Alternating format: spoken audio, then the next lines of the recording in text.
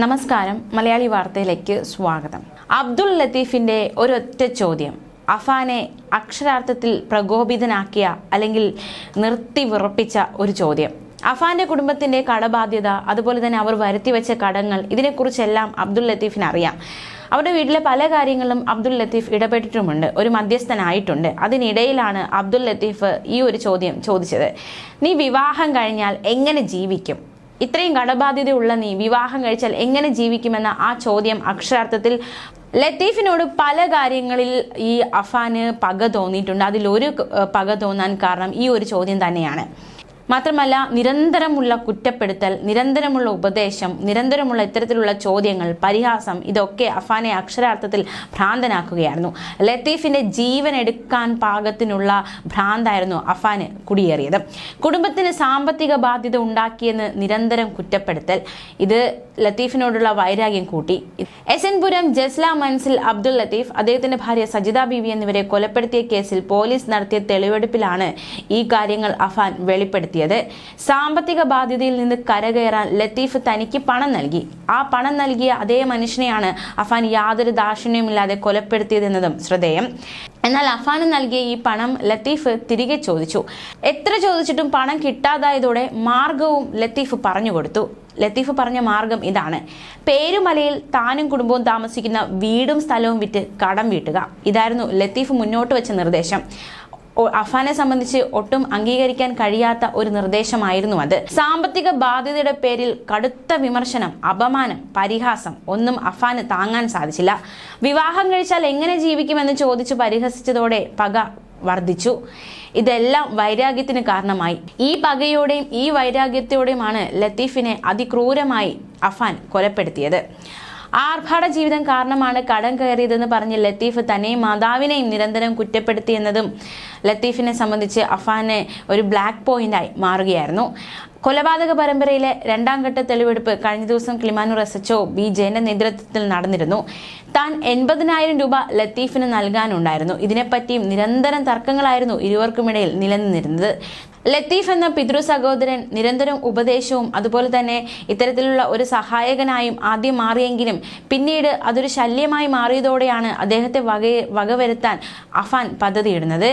സ്വന്തം പിതാവിന്റെ സഹോദരനെ യാതൊരു ദാക്ഷിണ്യവും കൂടാതെ അതിക്രൂരമായി കൊലപ്പെടുത്തിയ അഫാന്റെ മനസ്സിലൂടെ അദ്ദേഹത്തിനോടുള്ള പക കടന്നു പോവുകയായിരുന്നു. സജിതയെ, അതായത് ലത്തീഫിന്റെ ഭാര്യയെ ഒരു നിമിഷത്തിൽ പോലും കൊല്ലണമെന്ന് ഇവൻ കരുതിയിരുന്നതല്ല. ജനുവരി 24 ഉച്ചയോടെ അഫാൻ വീട്ടിലെത്തിയപ്പോൾ ഇരുവരും ഹാളിലുണ്ടായിരുന്നു.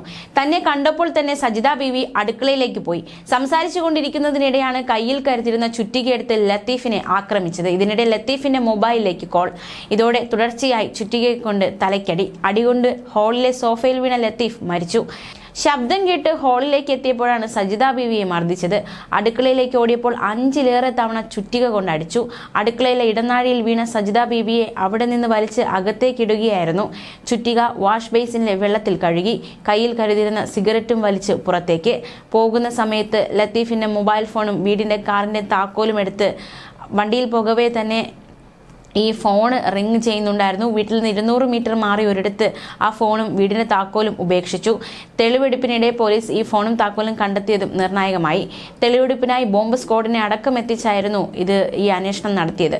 മൊബൈൽ ഫോൺ കണ്ടെത്തുന്നതിന് വേണ്ടിയിട്ടായിരുന്നു ബോംബ് സ്ക്വാഡിനെ കൊണ്ടുവന്നത്. എന്തായാലും കടബാധ്യതയ്ക്കിടയിൽ തനിക്കൊരു രക്ഷകനായി മാറിയ ലത്തീഫിനെ പിന്നീട് ശത്രുവായി കണ്ട് അരും കൊലപാതകം അദ്ദേഹത്തെ നടത്തിയ അഫാൻ അക്ഷരാർത്ഥത്തിൽ ആ വലിയൊരു വില്ലൻ തന്നെയായി മാറിയിരിക്കുകയാണ് ആ കുടുംബത്തെ സംബന്ധിച്ച്. എന്തായാലും കഴിഞ്ഞ ദിവസമൊക്കെ വലിയ രീതിയിലുള്ള തെളിവെടുപ്പാണ് നടന്നത്. സിഗരറ്റ്, എലിവിഷം, ചുറ്റിക, സോഫ്റ്റ് ഡ്രിങ്ക്സ്, മുളകുപൊടി, ബാഗ് എന്നിവ വാങ്ങിയ കടകളിലും അഫാനെ എത്തിച്ച് കഴിഞ്ഞ ദിവസം തെളിവെടുപ്പ് നടത്തിയിരുന്നു. ബുധനാഴ്ച ഉച്ചയ്ക്ക് ശേഷം അഫാനെ കോടതിയിൽ ഹാജരാക്കും. അതിനുശേഷമാകും സുഹൃത്ത് ഫർസാനെയും സഹോദരൻ അഫ്സാനെയും കൊലപ്പെടുത്തിയ കേസിൽ വെഞ്ഞാറമൂട് പോലീസ് അഫാനെ കസ്റ്റഡിയിൽ വാങ്ങുന്നത്. മുത്തശ്ശിയുടെ കൊലപാതകം അന്വേഷിക്കുന്ന പാങ്ങോട് പോലീസും അതുപോലെ തന്നെ ലത്തീഫിന്റെയും ഭാര്യയുടെയും കൊലപാതകം അന്വേഷിക്കുന്ന കിളിമാനൂർ പോലീസും ഈ ഇവിടങ്ങളിലെല്ലാം എത്തിച്ച് ഈ അഫാനെ തെളിവെടുപ്പ് നടത്തിയിരുന്നു. വെഞ്ഞാറമൂട് പോലീസും തെളിവെടുപ്പിന്റെ ഇവിടങ്ങളിൽ അഫാനെ എത്തിക്കാനുള്ള സാധ്യത കൂടുതലാണ്. എന്തായാലും ഇനി വെഞ്ഞാറമൂട് പോലീസ് ചോദ്യം ചെയ്യും. ഫർസാനെയും അഫ്സാനെയും കൊലപ്പെടുത്തിയതിന് പിന്നിൽ മറ്റെന്തെങ്കിലും കാരണമുണ്ടോ എന്ന കാര്യത്തിൽ ഒരു വ്യക്തത വരേണ്ടതായിട്ടുണ്ട്. കാരണം ആദ്യം നൽകുന്ന മൊഴിയിൽ നിന്നൊക്കെ വളരെ ചെറിയ രീതിയിലൊക്കെ ഒരു വ്യത്യാസമുള്ള മൊഴികളാണ് പിന്നീട് ഈ കൊലപാതക കാരണം അഫാൻ നൽകുന്നത്. പ്രത്യേകിച്ച് ഉദാഹരണമായിട്ട് ചൂണ്ടിക്കാണിക്കാവുന്നതാണ്. അതായത് മാതാവിനെയും അനിയനെയും ഫർസാനെയും ഒക്കെ കൊലപ്പെടുത്തിയത് ഞാൻ കൂടാതെ അവർക്ക് ജീവിക്കാനാകില്ല എന്ന് പറഞ്ഞുകൊണ്ടായിരുന്നു എന്നാണ് അഫാൻ ആശുപത്രിയിൽ ചികിത്സയിൽ കഴിയവേ മൊഴി നൽകിയത്. പക്ഷെ കസ്റ്റഡിയിൽ വാങ്ങി ചോദ്യം ചെയ്തപ്പോൾ കൊടും പകയോടെ തന്നെയാണ് ഇവരെ കൊലപ്പെടുത്തിയതെന്ന്, അതായത് അഫ്സാനെയും ഫർസാനെയും കൊലപ്പെടുത്തിയത് മാതാവിനെ ആക്രമിച്ചതുമെന്നും അഫാൻ മൊഴി മാറ്റിയിരുന്നു. ഇനി എന്തായാലും അഫ്സാനെയും ഫർസാനെയും കൊലപ്പെടുത്തുന്നതിന് പിന്നിൽ മറ്റെന്തെങ്കിലും കാരണങ്ങൾ കൂടി ഉണ്ടോ എന്നതുകൂടി വ്യക്തമാകേണ്ടതുണ്ട്. വെഞ്ഞാറമൂട് പോലീസ് കസ്റ്റഡിയിൽ വാങ്ങി ചോദ്യം ചെയ്താൽ മാത്രമേ ഈ കാര്യത്തിൽ ഒരു വ്യക്തത വരികയുള്ളൂ. തീർച്ചയായിട്ടും ഈ ഒരു കാര്യത്തിലും കൂടി ഇനി ഒരു വ്യക്തത വരേണ്ടതായിട്ടുണ്ട്. ഈ കേസിനെ സംബന്ധിച്ചുള്ള അടുത്ത ഒരു കടമ്പ എന്ന് പറയുന്നത് ഷെമിയുടെ മൊഴിയാണ്. ഷെമി ഇപ്പോൾ ആശുപത്രിയിൽ ചികിത്സയിലാണ്. അതുകൊണ്ട് തന്നെ ഷെമിയുടെ മൊഴി എടുക്കാൻ കഴിയാത്ത സാഹചര്യത്തിലാണ്. മജിസ്ട്രേറ്റ് ആദ്യ മൊഴി രേഖപ്പെടുത്തിയപ്പോൾ താൻ കട്ടിലിൽ നിന്ന് വീണു എന്ന ഒരു മൊഴിയാണ് ഷെമി നൽകിയത്. എന്തായാലും ഈ മരണവിവരങ്ങൾ, അതായത് മരണവിവരങ്ങൾ അറിഞ്ഞുവെങ്കിലും അഫാനാണ് ഈ കൊലപാതകങ്ങൾ ചെയ്തത് എന്ന് ഷെമിയെ അറിയിച്ചിട്ടില്ല എന്നാണ് നമുക്ക് കിട്ടുന്ന വിവരങ്ങൾ അനുസരിച്ച് മനസ്സിലാക്കാൻ സാധിക്കുന്നത്. അഫാന്റെ കൊലപാതക പരമ്പരയും അതിക്രൂരമായി ഇവരെല്ലാം കൊല്ലപ്പെട്ടത് അഫാൻ വഴിയാണെന്നും അറിയുമ്പോൾ ഷെമിയുടെ പ്രതികരണം, ഷെമിയുടെ മൊഴി ഏത് രീതിയിലാകും എന്ന കാര്യത്തിലൊക്കെ ഒരു വ്യക്തത വരേണ്ടതായിട്ടുണ്ട്. മാത്രമല്ല ഈ കൊലപാതകം നടന്ന ദിവസം ശരിക്കും എന്താണ് അഫാനെ പ്രകോപിപ്പിച്ചത്, എന്ത് കാര്യത്തിലാണ് അഫാൻ ഷെമിയെ ആക്രമിച്ചത് എന്ന കാര്യത്തിൽ ഒരു വ്യക്തത വരുത്താൻ ഷെമിക്ക് മാത്രമേ സാധിക്കുകയുള്ളൂ.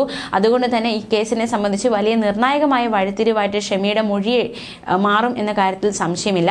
3 ദിവസത്തിനകം ഷെമി ആശുപത്രി വിടും. കഴിഞ്ഞ ദിവസങ്ങളൊക്കെ ICUവിൽ ചികിത്സയിലായിരുന്നു ഷെമി. ഇന്നലെ റൂമിലേക്ക് മാറ്റിയിരുന്നു. ആരോഗ്യനിലയിൽ വലിയ പുരോഗതി ഉണ്ടെന്ന് ഡോക്ടർമാർ അറിയിക്കുകയും ചെയ്തു. എന്തായാലും ദിവസങ്ങൾക്കകം തന്നെ ഷെമി ആശുപത്രി വിടും. ആശുപത്രി വിട്ടു കഴിഞ്ഞാൽ തീർച്ചയായിട്ടും ആരോഗ്യസ്ഥിതിയൊക്കെ ഒന്ന് ഭേദമായി വന്നു കഴിഞ്ഞാൽ ഷെമിയുടെ മൊഴിയെടുക്കുക എന്നതും അടുത്ത കടമ തന്നെയാണ്. അതേസമയം സുഹൃത്ത് ഫർസാനെയും വെഞ്ഞാറമൂട് കൊലക്കേസ് പ്രതി അഫാൻ വീട്ടിലെത്തിച്ചത് അമ്മയ്ക്ക് അസുഖം കൂടുതലാണെന്ന് കള്ളം പറഞ്ഞായിരുന്നു. ക്യാൻസർ രോഗിയായ അമ്മ ഷെമിക്ക് അസുഖം കൂടുതലാണെന്നും ഫർസാനയെ കാണണമെന്നും പറഞ്ഞതിനാൽ വീട്ടിലേക്ക് വരണമെന്നും സംഭവ ദിവസം താൻ ഫർസാനെ അറിയിച്ചതായി അഫാൻ പോലീസിന് നേരത്തെ മൊഴി നൽകിയിരുന്നു. ന്യൂസ് ഡെസ്ക് മലയാളി വാർത്ത.